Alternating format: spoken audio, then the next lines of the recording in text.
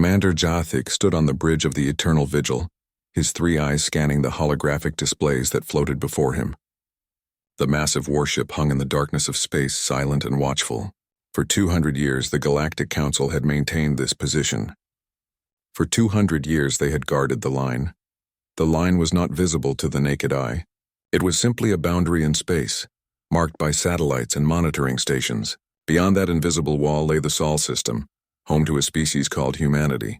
The Council had put them there, locked them away from the rest of the galaxy. Some called it protection, others called it a prison. Jathik called it necessary. "All stations report normal activity, Commander," said his second officer, a young Vrelnati female named Shiral. Her scales reflected the blue light from the displays. "The quarantine zone remains secure." Jathik nodded slowly. His people, the Vrelnati, were patient by nature. They could wait for centuries if needed. But even patience had limits. The humans had been behind the line for so long now. Sometimes he wondered if they ever thought about breaking free. 200 years ago, a Council survey vessel had entered the Sol system. It was a routine mission, or so they thought. The ship carried scientists and diplomats, all eager to meet a new species. What they found was not what they expected. The humans attacked without warning. They used primitive weapons, chemical rockets, and nuclear warheads. The survey ship barely escaped. Half the crew died. The survivors brought back horror stories of a violent, aggressive species that shot first and never asked questions. The Council debated for months. Some wanted to destroy humanity before they could become a threat. Others argued for patience and understanding. In the end, they chose containment. They built the line and told humanity to stay behind it. Any ship that crossed would be destroyed. That was 200 years ago. Since then, silence. The humans never tried to contact the Council. They never attempted to cross the line. It was as if they had accepted their fate. "Commander," Kielm called from the science station. The insect-like Trithnari clicked his mandibles nervously. "I'm detecting unusual readings from inside the quarantine zone." Jathik moved to the science station, his heavy footsteps echoing in the quiet bridge. "What kind of readings?" "Energy signatures. Multiple sources. They're moving toward the line." Kielm's antennae twitched. "Sir, these signatures are stronger than anything we've detected from humanity before." A cold feeling spread through Jathik's body. "How many sources?" "Counting now. At least 100, no more. Still counting." Kielm looked up, his compound eyes reflecting genuine fear. "Commander, there are hundreds of ships approaching the line." The bridge fell silent. Every crew member turned to stare at the main display. Jathik felt his heart beating faster. This was it. After 200 years, the humans were making their move. "Sound alert status," Jathik ordered. "Notify Council Fleet Command. Activate all defense platforms." Red lights began flashing throughout the ship. Across the entire fleet, thousands of vessels received the same message. The humans were coming. Counselor Mazir appeared on the communication screen. The elderly Fashir looked tired, his gray skin sagging with age. "Commander Jathik, I just received your alert." "Is this confirmed?"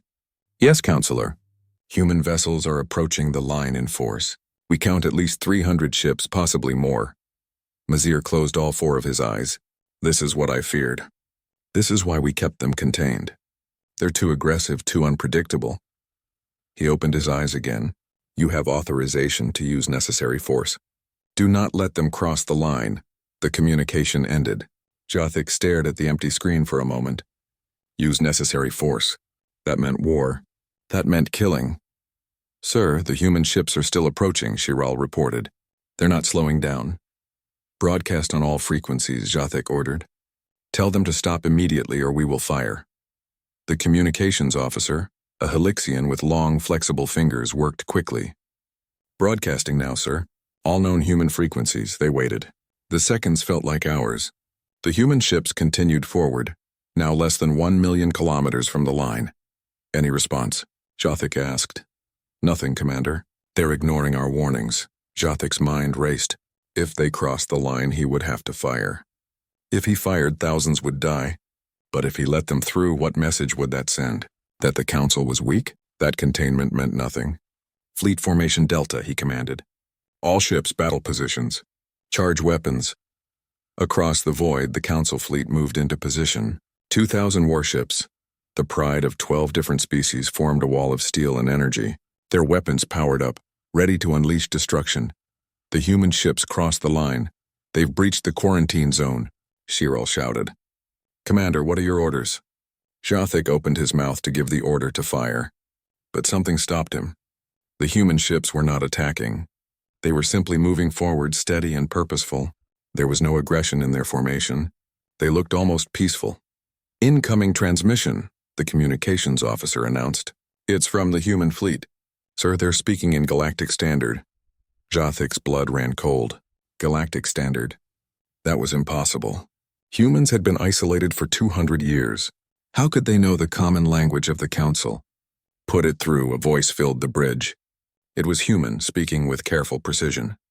Council fleet, this is the human vessel Defiance. We are not here to fight. We are here to talk. We know you're out there. We've known for decades. Murmurs spread across the bridge. Kel made a chittering sound of surprise. Shirel's scales changed color, showing her shock. How? Jothic whispered. Then louder. How do you know our language? How did you detect us? The human voice continued calm and steady. 200 years ago, you left something behind when your survey ship fled our system. Debris, wreckage, technology, we studied it. We learned from it. We've been listening to your communications ever since. We know about the Council. We know about the species that make it up. We know about your laws, your culture, your wars.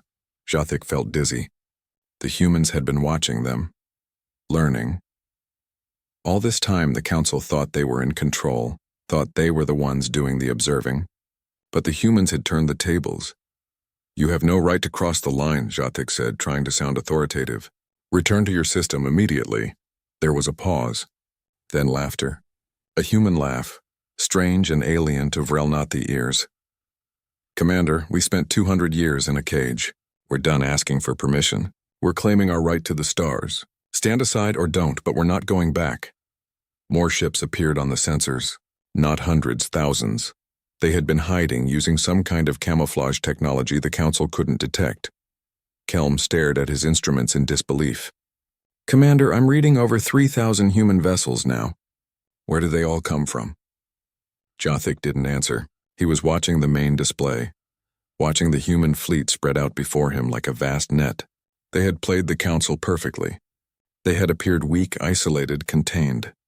But all along they had been building, growing, preparing. The Defiance transmitted again. We request formal parley with Council leadership. We have much to discuss. The galaxy is bigger than you know, and the threats are greater than you imagine. You need us, Council fleet. You just don't know it yet. Jothic looked around his bridge. Every face showed the same expression. Fear, wonder, confusion. The careful order of 200 years had shattered in moments. Send the message to Council headquarters. Jothic said quietly. Tell them humanity has entered the line. Tell them everything has changed. The Council response came within hours. Do not engage unless attacked. Attempt all first contact protocols. Stall until reinforcements arrive. Jothic read the orders 3 times. Stall. As if the humans were some minor problem that could be managed with procedure and patience. But looking at the thousands of ships on his display, he knew better. This was not a problem. This was a revolution. Begin first contact protocols, he ordered. Sequence Alpha 1. The Council had developed these protocols over thousands of years. They were designed to communicate with any intelligent species, no matter how different. Mathematics was universal. Patterns were universal. Surely the humans would understand. The communications officer sent out the first sequence. Prime numbers. 1, 2, 3, 5, 7, 11, simple, clear. A message that said, we are intelligent beings who wish to communicate. The human response came immediately. They sent back the next 20 prime numbers in perfect order, then added a message. We learned your protocols from your databases. Do you have anything new to say? Kelm made a nervous clicking sound. They hacked our databases? When? How? That debris from 200 years ago, Jothic said bitterly. They must have recovered computer systems. Probably spent decades breaking our encryption. He felt a grudging respect for the humans. They were clever. Dangerously clever. Try Protocol Beta 3, he ordered. Universal friendship greeting. The communications officer transmitted complex geometric patterns and color sequences that had been proven to create positive emotional responses in over 50 known species. The council had refined these greetings over millennia. The humans responded with a simple message. Pretty pictures. Now can we talk like adults? Several crew members made sounds of shock. Shiral's scales flushed orange with embarrassment. The humans were mocking them. Counselor Mazir appeared on the screen again, this time with other council members visible behind him. Commander, we're watching your transmissions. The humans are being deliberately provocative. Show them the consequences of crossing the line. Fire warning shots. Jothik hesitated. Counselor, with respect, I don't think warning shots will... That's an order, Commander. Jothik gestured to his weapons officer. Target empty space ahead of the human formation. Plasma cannons only fire.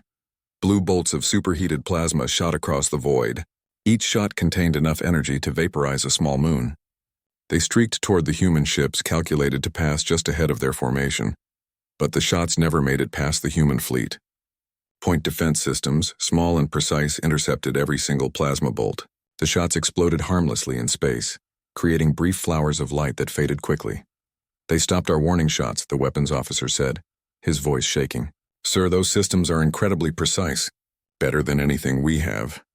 Jothik pulled up the analysis data. The human point defense had reacted in microseconds. The targeting was perfect. This wasn't luck. This was technology that exceeded council standards. How is this possible? Mazir demanded from the screen. They were primitives 200 years ago. Chemical rockets and nuclear weapons. How did they advance so quickly? Kelm spoke up, his scientific mind working through the problem. Counselor, humans have shorter lifespans than most council species. They live perhaps 80 to 100 of their years. That means they've gone through multiple generations since first contact. Each generation building on the last, each one pushing harder, faster. And they were motivated, Jothik added. We locked them in a cage. Every human child grew up knowing there was a galaxy beyond their reach. That kind of pressure either breaks a species or makes them stronger. Clearly it made them stronger, Shiral said quietly. The main display suddenly filled with new contacts. More human ships appeared, materializing out of empty space like ghosts becoming solid. The fleet count jumped from 3,000 to 5,000, then 6,000, then 7,000. Stealth technology, Kilm breathed. They've been hiding additional ships. We couldn't even detect them. The human voice returned, the same calm tone as before. Council fleet, we're showing you our full strength now. We could have stayed hidden. We could have surprised you. But we're not here for war. We're here for recognition. A new image appeared on all council displays. A human face. The creature had 2 eyes, forward-facing like a predator. Brown skin, black hair cut short. Male probably based on the facial structure. He wore a dark uniform with symbols that meant nothing to council species. I am Admiral Chen Wei of the Terran Space Force. I speak for humanity. We have a proposal for the Galactic Council. Mazir leaned forward. The Council does not negotiate with species who break containment protocols. Then you're fools, Chen Wei said bluntly. While you've been watching us, we've been watching you. Specifically, we've been watching your war. Silence filled every council ship within range. Jothik felt his blood turn cold. What war? Mazir asked, but his voice was weak. Chen Wei smiled. It was not a friendly expression. The war you've been fighting for 80 years. The war against the Krith swarm. The war you're losing. The council chamber erupted in chaos. Jothik could see dozens of council members shouting at their screens. The Krith war was classified at the highest levels. Only military commanders and top council leadership knew the full extent of the threat. How do you know about the Krith? Jothik demanded. Your communications aren't as secure as you think, Chen Wei replied. We've intercepted battle reports, casualty lists, resource allocation requests. We've watched you lose system after system. We've seen your retreat strategies, and we've analyzed your tactics. Another human appeared next to Chen Wei. This one was female with dark skin and gray hair. She wore different clothing, more formal. I am Ambassador Sarah Okonkwo. I speak for Earth's diplomatic corps. The Krith swarm is spreading from the galactic edge inward. Your defensive strategies are failing because you're fighting a war of containment. You cannot contain the Krith. You can only destroy them. And you think you can do better? Mazir asked scornfully. We know we can, Okonkwo said. Because we've been preparing. For 50 years, humanity has been running simulations. We've studied every Krith battle. We've analyzed their tactics, their biology, their technology. We know their weaknesses. Chen Wei touched a control. New displays appeared showing battle scenarios. Human ships engaged Krith vessels in dozens of different situations. The tactics were aggressive, brutal, and effective. You fight defensively, Chen Wei explained. You protect your worlds and wait for the Krith to attack. Then you respond. By then it's too late. You're always reacting, never acting. He highlighted a human strategy. We would fight offensively. We would take the battle to the Krith. We would board their ships, destroy their command nodes, disrupt their hive communications. We would make them afraid. The Council does not approve of such aggressive warfare, Mazir said stiffly. Then the Council will die, Chen Wei said simply. The Krith don't care about your approval. They don't negotiate. They don't surrender. They consume and they expand. The only language they understand is force. Okonkwo stepped forward. We're offering you a choice, Council. Grant humanity full membership. Give us access to your technology, your intelligence, your resources. In return, we'll help you fight the Krith. We'll show you how to win. And if we refuse? Mazir asked. Chen Wei's smile returned, cold and hard. Then we'll go fight the Krith ourselves.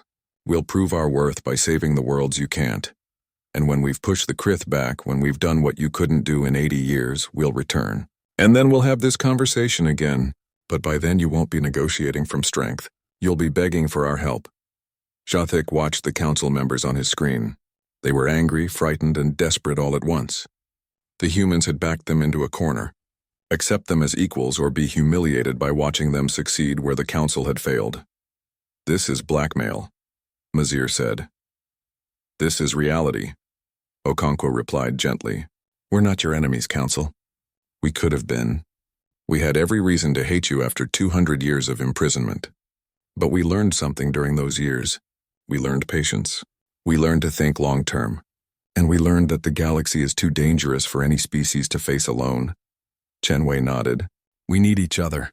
You need our tactics and our willingness to take risks. We need your knowledge and your resources. Together we can stop the Krith. Divided we all fail. The transmission ended. The human ships held their position, waiting. Jathik looked at his crew. Every face showed the same confusion he felt. The humans had come with overwhelming force, but they were asking for partnership. They had demonstrated superiority, but they were offering cooperation. It didn't match any profile the council had developed. They're not what we expected, Kelm said softly. No, Jathik agreed. They're worse or better. I can't decide which. On his screen, Mazir was arguing with other council members. Jathik couldn't hear the conversation, but he could see the result. The council was divided. Some saw opportunity, others saw only threat. But looking at the 7,000 human ships that hung before him, Jathik knew one thing with certainty. Everything had changed. The galaxy would never be the same. The neutral station hung at the edge of the line like a pearl in darkness. It had been built centuries ago for exactly this purpose, negotiations between species that didn't trust each other. The station was automated, protected by powerful shields, and designed to self-destruct if anyone tried to take control by force. Jathik had never actually been to the station before. In 200 years of guarding the line, there had been no need. Now he walked its corridors with careful steps flanked by 2 guards. They were heading to the central meeting chamber where history would be made or broken. The chamber was circular, with seats arranged in a ring. No position was superior to another. No species sat above the rest. It was designed for equality, though Jathik suspected that design would be tested today. Council members were already present. Mazir sat with other senior counselors representing 12 different species. They wore their finest formal clothing, colors, and styles from a dozen worlds. They looked impressive and important. Then the humans arrived and everything changed. Admiral Chen Wei entered first, walking with the easy confidence of someone who had nothing to prove. Ambassador Okonkwo followed carrying a data tablet. Behind them came 6 other humans, military officers and diplomats. They wore simple uniforms, dark blue with silver details. No fancy decorations. No excessive displays of rank, but they didn't need decorations. Their presence alone commanded respect. Jathik studied them carefully. Humans were smaller than most council species.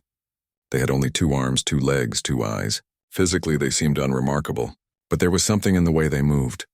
Purpose, direction, like predators who had chosen not to hunt but could change their mind at any moment. "Thank you for agreeing to meet," Okonkwo said. She spoke Galactic Standard perfectly with only a slight accent. "We understand this situation is unusual." "Unusual?" Mazir's voice was sharp. "You broke a 200-year quarantine. You invaded council space with military force. You threaten us with ultimatums. This goes far beyond unusual." Chenwei smiled slightly. "We prefer to think of it as making a dramatic entrance." Several council members made sounds of outrage. Kelm, sitting near Jathik, clicked nervously. But Jathik found himself almost amused. The humans had a strange sense of humor about serious matters. "Let's be clear about the situation," Okonkwo said, her tone becoming more formal. "Humanity has been imprisoned for 2 centuries because of one violent encounter. An encounter that happened when we were barely beginning to explore our own solar system. We've changed since then. We've grown, but you never gave us a chance to prove it." "You proved your nature," Mazir replied. "Violence is what you understand. Violence is what everyone understands," Chenwei said coldly. "The difference is we're honest about it. You dress up warfare with protocols and procedures, but in the end you point weapons at problems just like we do. The only difference is we're better at it." Counselor Traven, a tall Helixian with golden skin, leaned forward. "You claim to understand the Krith threat. Prove it. What do you know about them?" Okonkwo touched her tablet. Holographic displays filled the center of the chamber. Images of Krith vessels, battle formations, attack patterns. Data scrolled past hundreds of pages of analysis. "The Krith are a hive-minded species," Okonkwo began. "Individual units have limited intelligence, but collectively, they form a sophisticated command structure. They communicate through quantum entanglement, which makes their coordination nearly perfect. They don't feel fear. They don't negotiate. They exist only to consume resources and expand." "We know all this," Traven said impatiently. "Then you know their weakness," Chenwei said. "Disrupt the command nodes and the swarm falls apart. The individual units lose coordination. They become easy targets."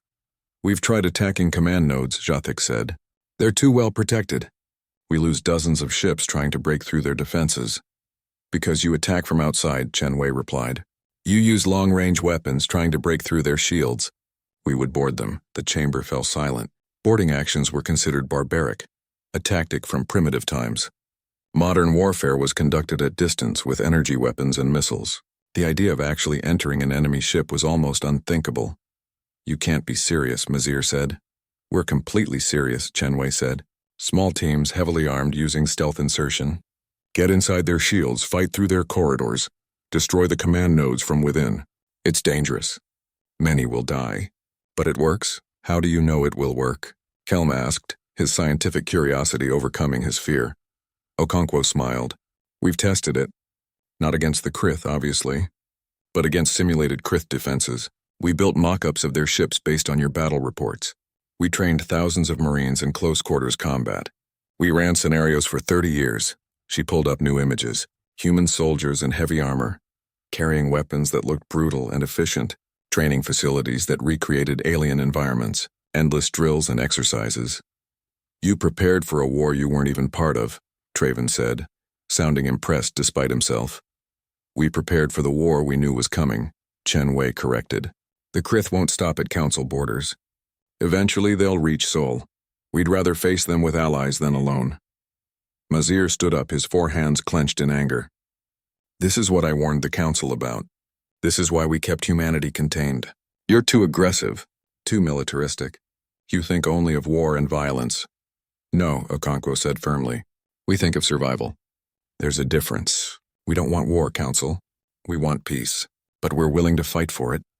She stepped closer to Mazir, meeting his eyes without fear. "You want to know the real reason you kept us behind the line? It wasn't because we attacked one ship 200 years ago. It was because you were afraid of what we'd become if you gave us access to your technology." Mazir said nothing. "You were right to be afraid," Okonkwo continued, "but not for the reasons you think. You weren't afraid we'd conquer you. You were afraid we'd show you what you've forgotten, that sometimes survival requires sacrifice, that sometimes you have to take risks. That sometimes you have to be willing to fight instead of just defend. She pulled up another display. This one showed council battle reports from the past 80 years, a steady pattern of retreat, of worlds lost, of populations evacuated, a long, slow defeat. In 80 years of fighting the Krith, you've never won a major offensive operation, Okonkwo said quietly. You've saved lives through evacuation. You've delayed them with defensive positions, but you've never actually pushed them back. Not once. The council members looked at the data. No one could deny it. We can change that, Chen Wei said. Give us a chance. One battle. Let us prove our tactics work. If we fail, you can send us back behind the line and forget we ever crossed it. But if you succeed, we grant you full council membership, Traven finished. He looked at Mazir. It's a reasonable offer. It's a trap, Mazir said. They'll prove themselves in one battle, join the council, and then gradually take control. They'll remake us in their image. Or, Jothik said, speaking for the first time in the meeting, they'll help us survive. And isn't that worth the risk? Mazir turned to glare at him. Commander, you're supposed to support the council's position. I do support the council, Jothik said calmly. I support keeping the council alive. The humans are offering us a weapon we desperately need. Their tactics may be brutal, but they may also be effective. Can we afford to refuse? The other council members began talking among themselves. Arguments filled the chamber. Some agreed with Mazir, seeing only danger in accepting humans. Others saw opportunity, a chance to finally turn the tide against the Krith. Okonkwo waited patiently while they debated. Chen Wei stood with his arms crossed, watching everything with those predator eyes. The other humans remained silent, letting their leaders speak for them. Finally, Traven raised his hand for silence.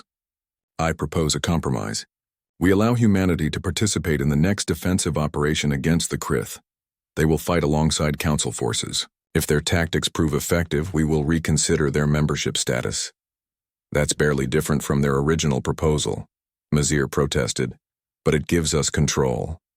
Traven replied. They fight under our command. They follow our rules of engagement.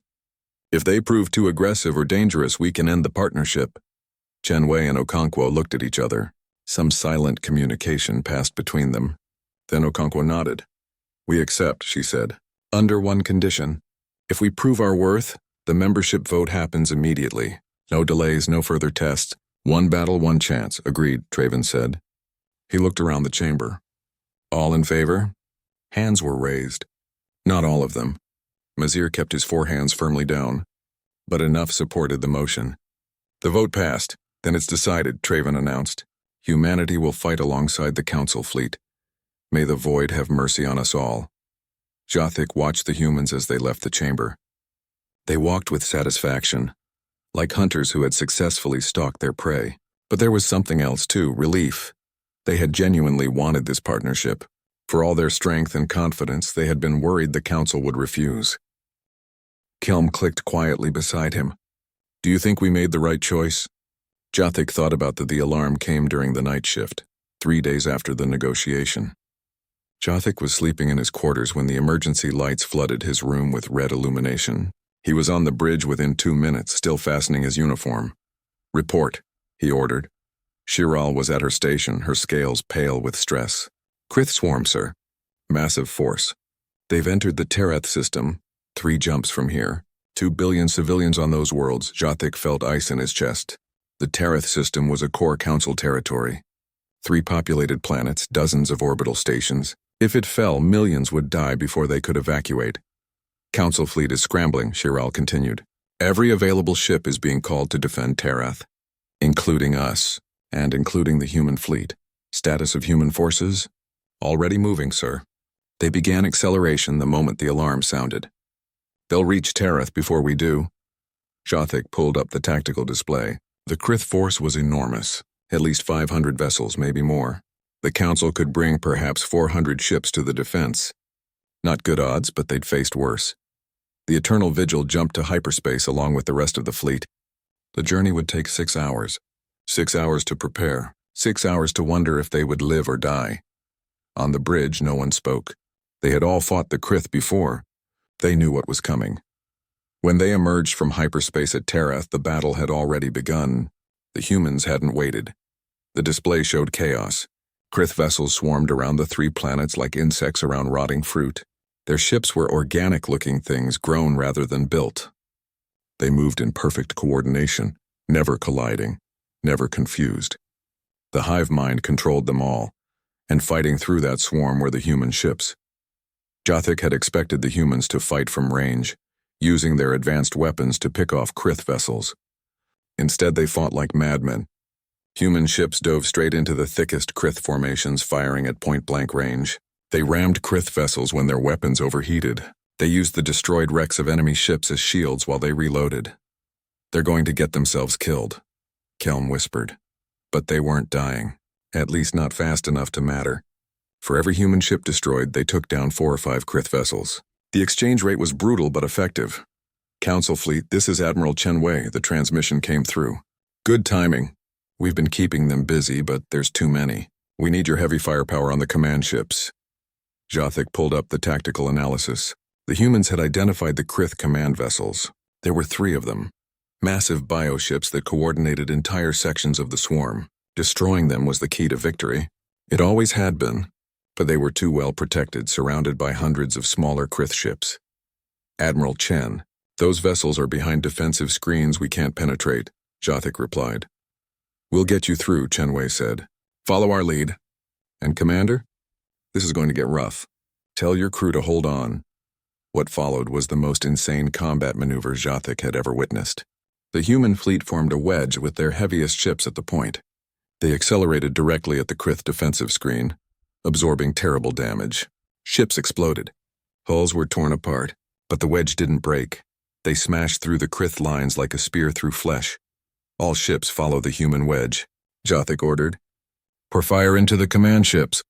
The Council fleet followed, protected by the corridor of destruction the humans had carved. Council warships unleashed their most powerful weapons: plasma cannons, antimatter missiles, graviton beams. The Krith command ships tried to evade, but they were too large, too slow. The first command ship died in a blast of blue fire. Immediately, hundreds of Krith vessels lost coordination. They continued fighting, but their perfect teamwork was gone. They became individuals, easier to target, easier to destroy. "Second command ship forward section," Chen Wei called. "Hit it now." But before the Council ships could target it, a human vessel broke from formation. The ship was burning, its hull breached in dozens of places. It had maybe minutes before total systems failure. Instead of retreating, it accelerated straight at the command ship. "What are they doing?" Shiral gasped. Jothik understood a moment before impact. Ramming speed. The human ship hit the Krith command vessel at full acceleration. The explosion lit up space like a newborn star. When the light faded, both ships were gone. And another section of the Krith swarm fell into confusion. Did they just sacrifice themselves? Kelm asked in horror. "They saved thousands of lives," Jothik said quietly. "Focus fire on the third command ship." But the humans weren't done with their insane tactics. Dozens of small craft launched from the human fleet. They were tiny things, barely visible on sensors. They flew straight at the remaining command ship, dodging defensive fire with impossible agility. "What are those?" Shiral asked. "Boarding craft," Kelm said, staring at his sensors. "They're actually going to board the command ship." The small craft attached themselves to the Krith vessel like parasites. Explosive charges blew holes in the organic hull. Human soldiers poured inside, hundreds of them, carrying weapons and moving with purpose. On the tactical display, Jothik could see the damage reports from inside the Krith ship. The humans were fighting through corridors, facing Krith warriors in close combat. It was brutal. Casualties were enormous. But the humans kept pushing forward. "They've reached the command core," Kelm reported. "They're planting charges." "All ships pull back from the command vessel," Jothik ordered. "Give them room." The Council fleet retreated. The Krith swarmed around the command ship, trying to protect it. But it was too late. The explosions came from inside. The command ship tore itself apart from within. The hull ruptured in a dozen places. Atmosphere vented into space. The massive vessel began to spin out of control, dying, and with it died the coordination of the entire Krith swarm. The remaining vessels lost all cohesion. They became a mob, dangerous but disorganized. The Council fleet and human ships cut through them with methodical efficiency. 2 hours later, it was over. The Krith were destroyed or retreating. Terath was saved, but the cost had been terrible. Jothik looked at the casualty reports and felt sick. The human fleet had entered the battle with 2,000 ships. Now they had less than 1,200. 40% losses. By council standards, that was a disaster. A defeat even if they'd won the battle. But the humans saw it differently. Terath saved, Chenwei transmitted. His voice was tired but satisfied. 2 billion civilians safe. 3 Krith command ships destroyed. I'd call that a victory. Jothik watched the human fleet regroup. The surviving ships were battered, scarred, leaking atmosphere and fluids. But they maintained formation. They remained ready to fight. Admiral Chen, Jothik said slowly, your losses were catastrophic. You lost nearly half your fleet. There was a pause. Then Chenwei replied, his voice soft but firm. Commander, we lost ships. But we saved lives. Human lives. Council lives. Lives we've never even met. Species we barely know. That's not a loss. That's what we came here to do. Jothik closed his eyes. He thought about council warfare, where preserving ships and minimizing casualties was the primary goal. Where retreating to save forces was considered wisdom. The humans had abandoned that entire philosophy. They threw themselves into danger not because they didn't value their lives, but because they valued other lives more. The boarding teams, Jothik asked. How many survived? Another pause. Longer this time. Out of 600 Marines who boarded the command ship, 32 made it out. The rest are gone. 32 out of 600. Jothik felt the weight of that number. Hundreds of humans had walked into certain death to save people they didn't know, and they'd done it without hesitation. On his tactical display, he watched human rescue craft moving through the debris field, searching for survivors. They were pulling council crew from damaged ships even though their own people were dying. They were towing council vessels to safety even though their own ships needed repairs. Shiral spoke quietly. They're not like us. No, Jothik agreed. They're exactly like us. They're just braver about showing it. A transmission came from council headquarters. Councillor Traven appeared on screen. Behind him, Jothik could see the full council chamber. Every member was present. Even Mazir. Commander Jothik, Admiral Chenwei, Ambassador Okonkwo, Traven said formally. The council has witnessed the battle for Terath. We have reviewed the tactical data. We have seen the human sacrifice. He paused, looking at something off screen. Then he looked directly at the camera. The council votes now on the question of human membership. After what we've witnessed, after what humanity has proven, the vote is merely a formality. But it must be done properly. Traven called for the vote. Hands were raised across the chamber. One by one, council members voted yes. Even some who had opposed humanity before. Even Mazir, who raised his hands slowly but raised them nonetheless.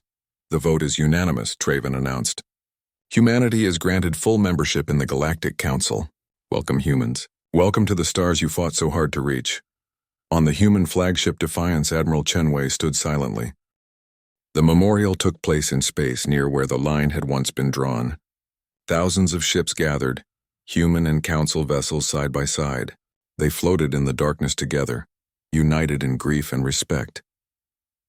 Jothik stood on the bridge of the Eternal Vigil, watching the ceremony on his display.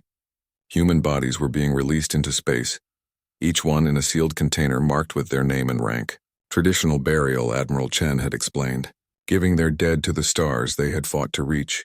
837, Kilm said quietly. That's how many humans died at Terath, Jothik nodded. 837 people who would never see their homeworld again. 837 families who would mourn. It was a small number compared to the billions saved, but each one was a universe of loss. They knew the risks, Shiral said. They went anyway. That's what makes them remarkable, Jothik replied. In the 3 weeks since the battle, everything had changed. Human technology was being shared with council scientists. Human tactical doctrine was being studied by council military academies. Human diplomats were taking their seats in the council chamber, their voices now equal to any other species. But more than that, something fundamental had shifted in how the council thought about warfare. For 80 years, they had fought the Krith defensively, always reacting, always retreating. The humans had shown them a different way, not reckless aggression but calculated risk, not careless violence but purposeful sacrifice. Kelm pulled up new data on his display. Commander, I've been analyzing the Krith command ship that the humans boarded. The data they recovered is extraordinary. Jothik moved to the science station. What did they find? Location data. The humans found the Krith's navigation records. We now know where they're coming from, which systems they've already consumed, and potentially where their central hive is located. Jothik stared at the data. In 80 years of fighting, the Council had never been able to locate the Krith home systems.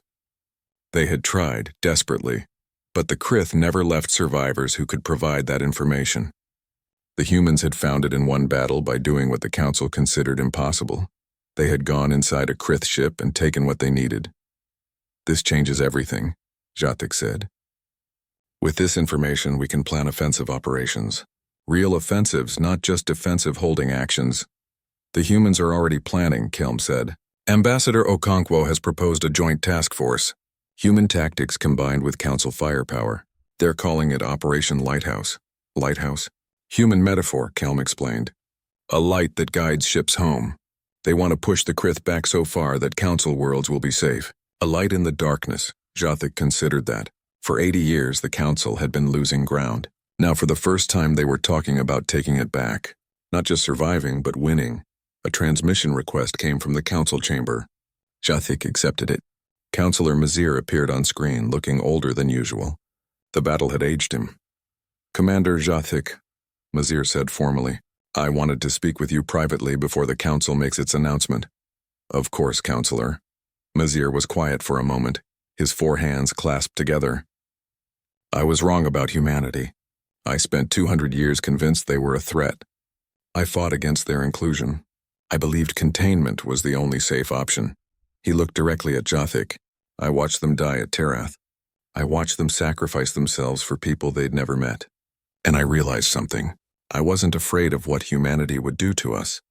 I was afraid of what they would show us about ourselves. What do you mean? Jothik asked. We've become comfortable, Mazir said. Safe, we avoid risks. We value preservation over action. The Krith have been pushing us back for 80 years, and we've let them because fighting back would cost too much. We've forgotten how to truly fight for what we believe in. He gestured to something off-screen. The humans haven't forgotten. They came out of containment angry and determined. They could have fought us. They could have taken revenge for 200 years of imprisonment. Instead, they offered partnership. They offered to die for us. That takes courage we've lost. You're being too hard on the Council, Jothik said. We've saved billions through evacuation and defense. Yes, Mazir agreed. But the humans saved billions through offense and sacrifice. There's a difference. One prolongs the war. The other ends it. The transmission ended, leaving Jothik alone with his thoughts. He looked at the memorial still playing on his screen. The last of the human dead were being released to space. Behind them, human and Council ships maintained perfect formation. A final salute to those who had fallen. Shirel interrupted his thoughts. Commander, new orders from Council Fleet Command. We're being reassigned. Where? Human liaison duty. We're to work directly with the Terran Space Force, helping coordinate joint operations. She paused. Sir, they specifically requested you. Jothik felt a mixture of honor and trepidation. Did they say why? Admiral Chen said, and I quote, Commander Jothik was willing to trust us when trust wasn't easy. That's the kind of officer we need leading this new alliance. Hours later, Jothik found himself on a transport heading to the human flagship Defiance. It was his first time on a human vessel. The corridors were narrower than Council ships designed for their smaller frames. The walls were covered with displays showing Earth, a blue and green world that looked surprisingly beautiful.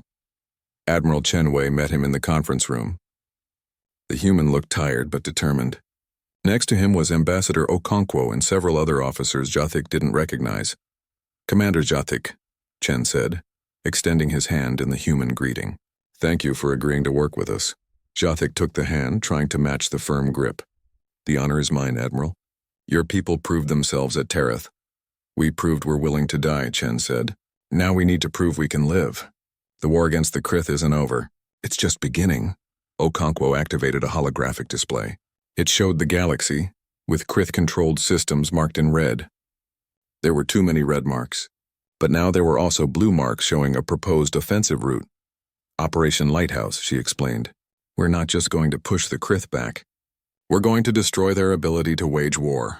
We've analyzed their supply lines, their breeding systems, their command structure. We know where to hit them. "This will be dangerous," one of the human officers said. "We'll lose people. Lots of people. But if we succeed, we can end this war in 5 years instead of another 80. Jothik studied the plan. It was aggressive, risky, and completely against Council military doctrine. It was also brilliant. "When do we begin?" he asked. Chen smiled. 2 months. We need time to repair our fleet, train Council forces in our tactics, and coordinate logistics. But in 2 months we go on the offensive. Over the following weeks, Jothik watched the transformation of the Council military. Human instructors taught boarding tactics to Council Marines. Human engineers helped retrofit Council ships with new weapons. Human strategists shared their doctrine of aggressive, decisive warfare. It wasn't always smooth. Council species struggled with human tactics that seemed reckless. Humans struggled with Council procedures that seemed overcautious. But slowly they learned from each other. The Council became bolder. The humans became more disciplined. Kelm spent hours with human scientists analyzing the data from the Krith command ship. He reported back with growing excitement. "The humans think differently than us," he explained to Jothik. "When we encounter a problem, we try to solve it within existing knowledge. Humans ask, what if we try something completely different? It's maddening but effective." The memorial satellites that had been placed near the old line were gradually removed. In their place, new construction began. Joint defense stations crewed by both human and Council personnel. Training facilities where the two forces could learn together. Diplomatic outposts where ideas could be exchanged. The line itself, that invisible boundary that had separated humanity from the galaxy for 2 centuries, was officially dissolved. In its place, Council cartographers simply marked human space on their maps, integrated with Council territory as if it had always been there. 6 months after the Battle of Tarath, the Joint Fleet assembled for Operation Lighthouse. Over 3,000 ships, the largest offensive force in Council history. Half were Council vessels, half were human. All flew the new combined fleet banner, a symbol that represented both peoples working together. Jothik stood on the bridge of the Eternal Vigil, now designated as a command ship for the Joint Fleet. Shiral was at her station, her scales showing excitement rather than fear. Kelm worked with a human scientist, both of them analyzing final target data. Admiral Chen's face appeared on the communication screen. "All ships report ready, Commander.